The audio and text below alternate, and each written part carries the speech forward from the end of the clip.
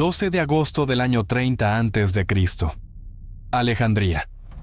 Un guardia romano empuja la puerta de una cámara en el palacio real.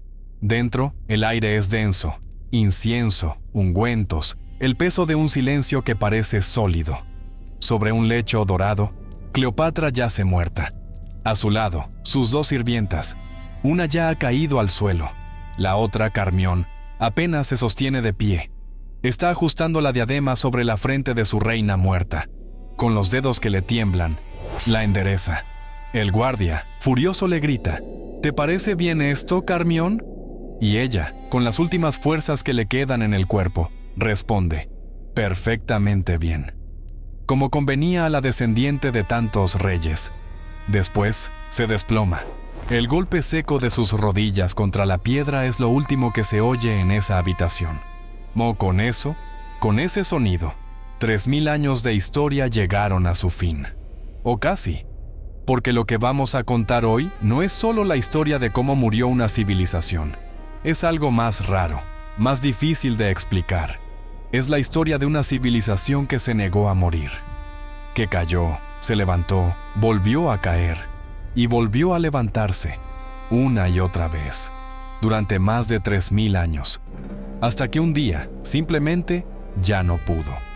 Esta es la historia de la caída del antiguo Egipto. Pero para entenderla, primero necesitas ver algo que cambia todo. Vamos al principio. O mejor dicho, vamos a poner en perspectiva de qué estamos hablando realmente.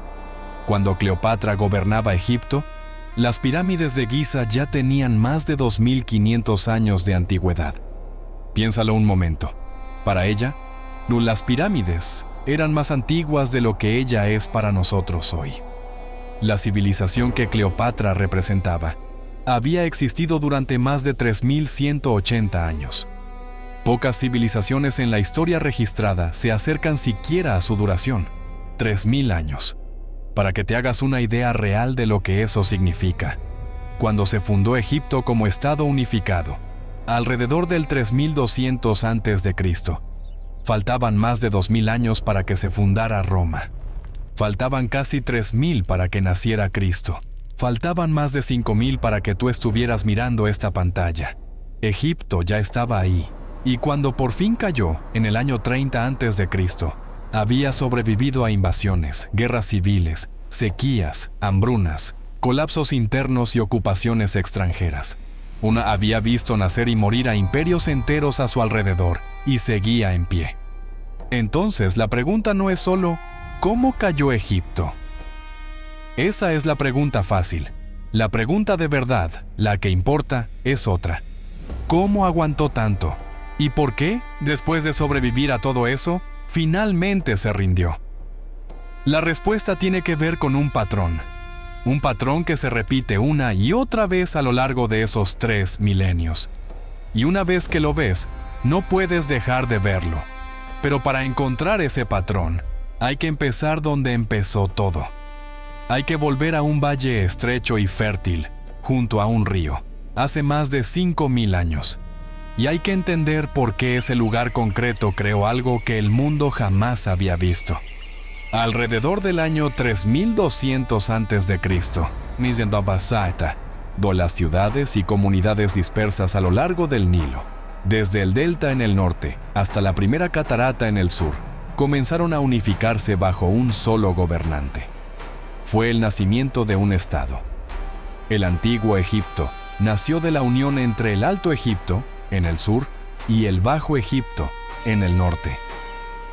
2 tierras, un solo faraón. Y ese faraón no era un rey cualquiera, era un personaje semidivino, el intermediario entre los dioses y los hombres, la garantía de que el orden cósmico se mantendría. Todo el sistema de creencias religiosas del país giraba en torno a esa figura. Pero el verdadero soberano de Egipto no llevaba corona, era el río. El Nilo lo hacía todo posible. Cada año sus aguas se desbordaban y depositaban una capa de limo fértil a lo largo de sus orillas. Como eso significaba una forma de agricultura menos laboriosa que en cualquier otra región del mundo antiguo. Y una agricultura abundante significaba excedentes, y excedentes significaban tiempo. tiempo para construir, tiempo para crear, tiempo para pensar, tiempo para organizar. Y organizaron. Una burocracia de escribas, la élite sociopolítica y económica del país, controlaba los recursos naturales y humanos bajo las órdenes del faraón. Irrigación sistemática de la cuenca fértil del Nilo. Explotación minera del valle y las regiones desérticas. Comercio con África del Este y Central, con el Mediterráneo Oriental. Y proyectos colectivos a una escala que el mundo antiguo no volvería a ver. Las grandes obras públicas, los templos, las tumbas, las pirámides. El resultado fue una civilización que se extendía desde el delta del Nilo hasta Elefantina, en la primera catarata, que controlaba el desierto oriental, la costa del Mar Rojo, la península del Sinaí, que en sus momentos de mayor expansión dominó los reinos amorreos de Palestina y el norte de Siria hasta el Éufrates Medio, y las jefaturas nubias del Sudán hasta la cuarta catarata. Una civilización cuya influencia cultural alcanzó Chipre, la costa de Anatolia y la península griega. Una civilización que desarrolló su propio sistema de escritura, su propia literatura, su propio universo de creencias, y que parecía, vista desde cualquier ángulo, absolutamente indestructible. Parecía. Porque aquí es donde aparece el patrón. El primer enemigo de Egipto no vino de fuera. Tenía nombre: el tiempo. Y hay una forma particular de destruir: desde adentro.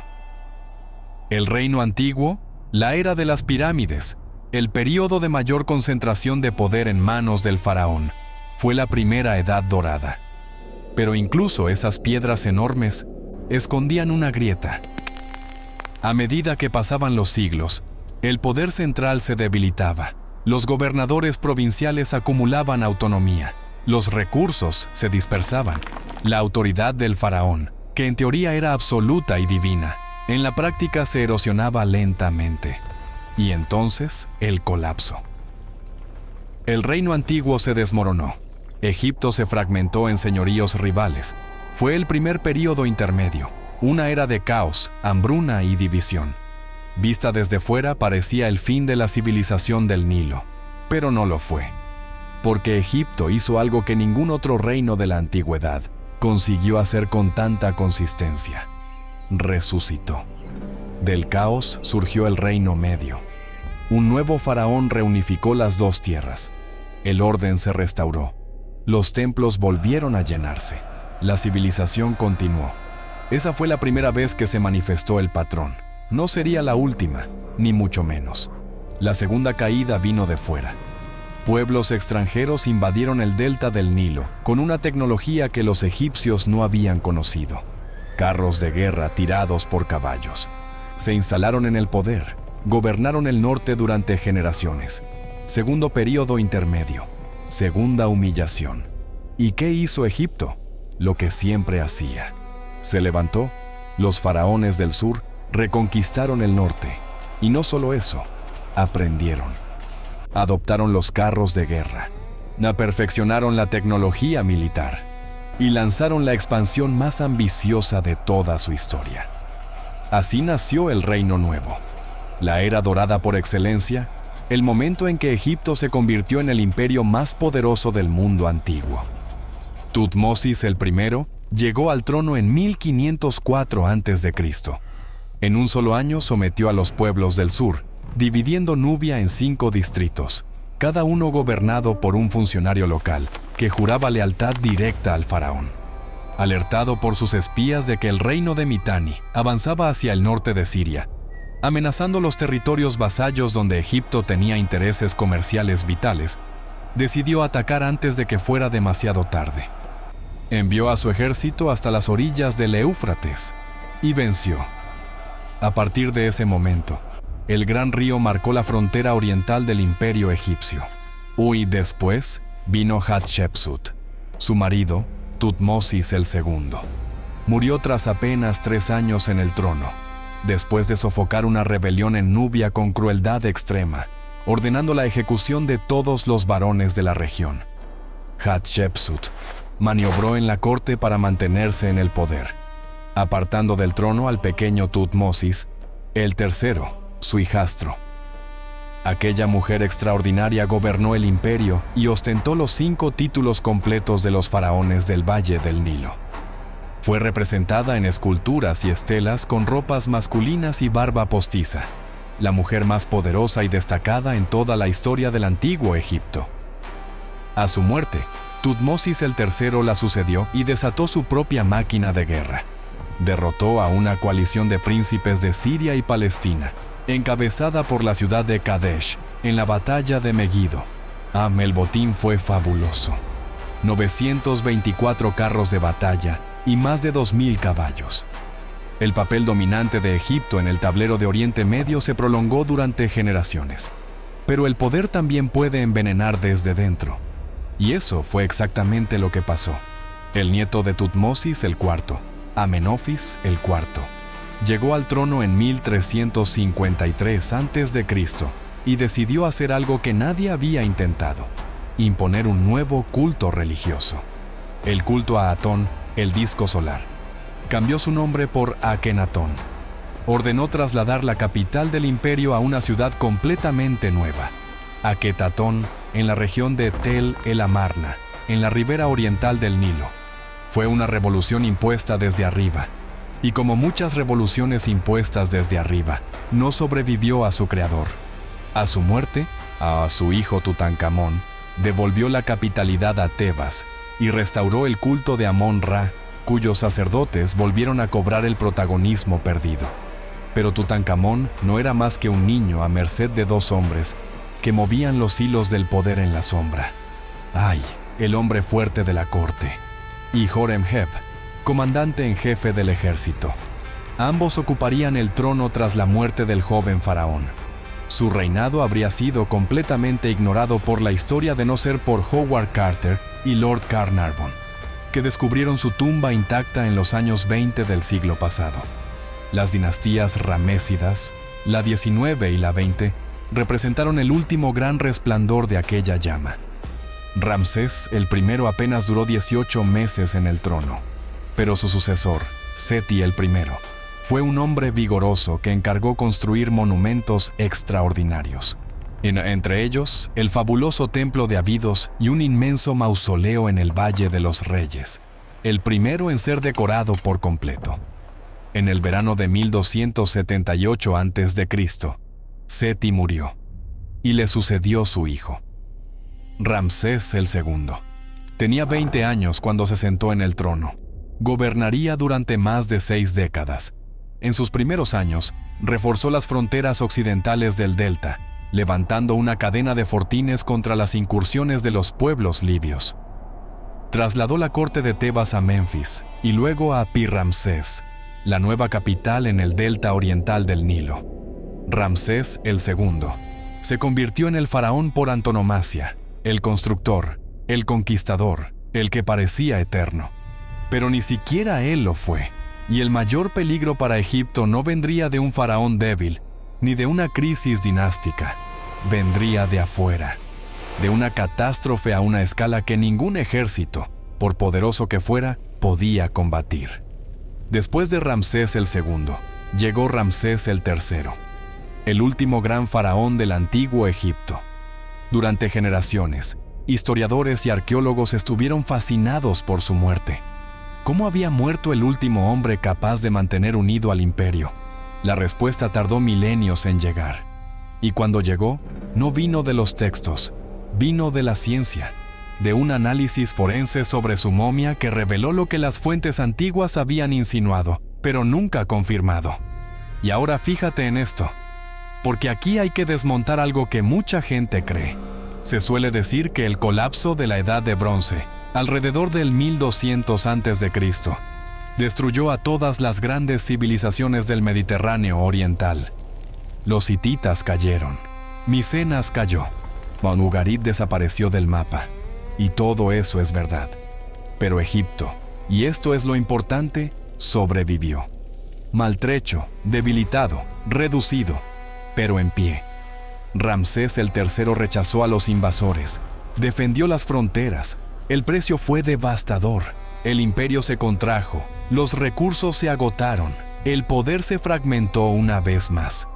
Pero mientras a su alrededor civilizaciones enteras se borraban de la historia, Egipto seguía ahí. Tercer período intermedio. Tercera fragmentación. Tercera agonía. ¿Y sabes qué pasó después? Se levantó, otra vez. Pero cada resurrección era un poco más débil que la anterior. Cada vez, el ciclo duraba menos. Cada vez, la recuperación era más frágil. Como un hombre que se levanta después de cada golpe, pero que cada vez tarda más en ponerse de pie. Y entonces llegaron los de fuera, esta vez para quedarse. Punisiglo VI antes de Cristo. Los persas conquistaron Egipto. Por primera vez en su historia milenaria, el Valle del Nilo estaba gobernado por un poder extranjero que no asumía las tradiciones ni los rituales ni la identidad de la tierra que ocupaba. No era una asimilación, era una ocupación. Egipto se liberó brevemente, pero en el siglo IV antes de Cristo llegaron los macedonios. Y esta vez, algo cambió para siempre. Cuando Alejandro murió, sus generales se repartieron el mundo.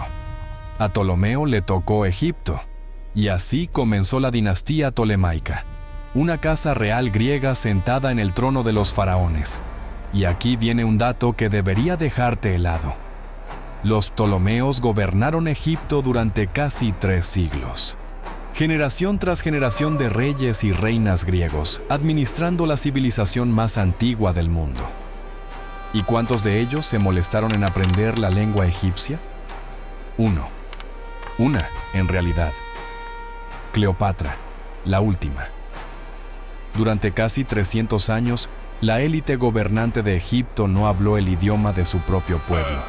La identidad cultural de la civilización más longeva de la antigüedad se había ido diluyendo paulatinamente. Primero bajo los persas, después bajo los macedonios, y finalmente bajo sus propios reyes tolemaicos, que gobernaban en griego, pensaban en griego y vivían en griego. Para cuando Cleopatra llegó al poder, Egipto ya no era Egipto. Era una potencia mediterránea de cultura helénica con una tradición faraónica que sobrevivía en los templos y en la memoria del pueblo, pero que hacía mucho que había dejado de gobernar. Y entonces Roma vino a buscar lo que quedaba.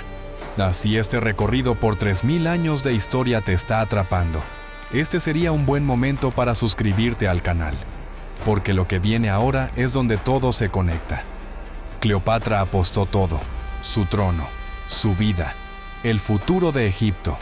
Lo apostó a una alianza con Marco Antonio contra Octavio, y perdió. En Accio la flota combinada fue destruida, Alejandría cayó, y así llegamos a esa cámara. 12 de agosto, año 30 antes de Cristo. Carmión, la diadema, las últimas palabras. Octavio entró en Alejandría como conquistador. Se detuvo ante el cuerpo de Cleopatra, y luego hizo lo que Roma siempre hacía. Convirtió un reino en una provincia, pero no cualquier provincia. Egipto se convirtió en el granero de Roma. La civilización que había alimentado a su propio pueblo durante 30 siglos, ahora alimentaba a un imperio ajeno. Sí, el Nilo seguía desbordándose cada año. Los campos seguían produciendo. Pero la riqueza ya no era para Egipto. Sin embargo, y esto es crucial, porque aquí es donde la historia se vuelve más extraña de lo que la mayoría cree. La cultura no murió ese día. No murió con Cleopatra. No murió con la llegada de los romanos. Los templos siguieron funcionando. Los sacerdotes siguieron realizando sus rituales. Los jeroglíficos siguieron tallándose en piedra. Durante siglos después de la muerte de Cleopatra, alguien, en algún templo del Valle del Nilo, seguía escribiendo los mismos símbolos sagrados que se habían escrito desde hacía 3 milenios. Y aquí viene el último dato, el que cambia todo lo que crees saber sobre cuándo terminó realmente el antiguo Egipto.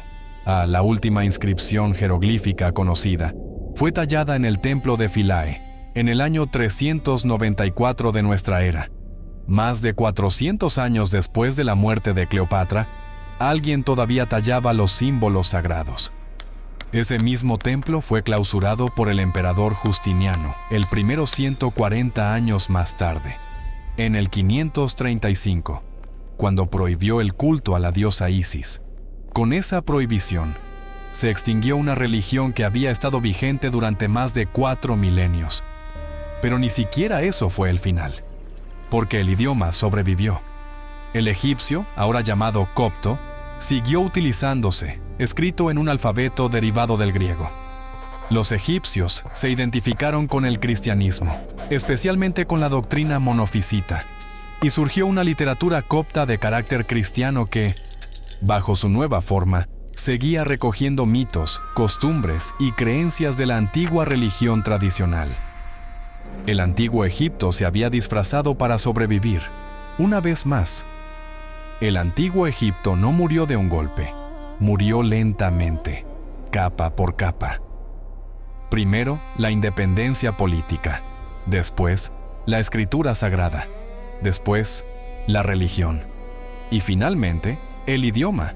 La desaparición del copto y su sustitución por el árabe, tras la conquista islámica, supuso el final definitivo. Los últimos restos de una civilización que había durado más de 3000 años se disolvieron en el silencio. Cuando Carmión ajustó la diadema sobre la frente de Cleopatra y dijo, perfectamente bien, como convenía a la descendiente de tantos reyes. No sabía que estaba pronunciando algo parecido a un epitafio.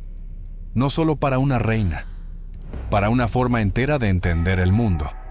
Pero tenía razón en algo. Fue un final digno, porque si algo demostró el antiguo Egipto, es que ninguna civilización es eterna, pero algunas se niegan a irse sin pelear. Y esta peleó durante más de 3000 años. Cayó y se levantó tantas veces que el propio acto de levantarse se convirtió en parte de su identidad. Lo que queda hoy, las pirámides, los templos, los jeroglíficos tallados en piedra que sobrevivieron a los siglos, no son ruinas. Son la prueba de que algo extraordinario existió aquí. Algo que el mundo no había visto antes y que no ha vuelto a ver después. Y si escuchas con atención, en el silencio de esos templos vacíos, todavía puedes oír el eco de la voz de Carmión. Perfectamente bien.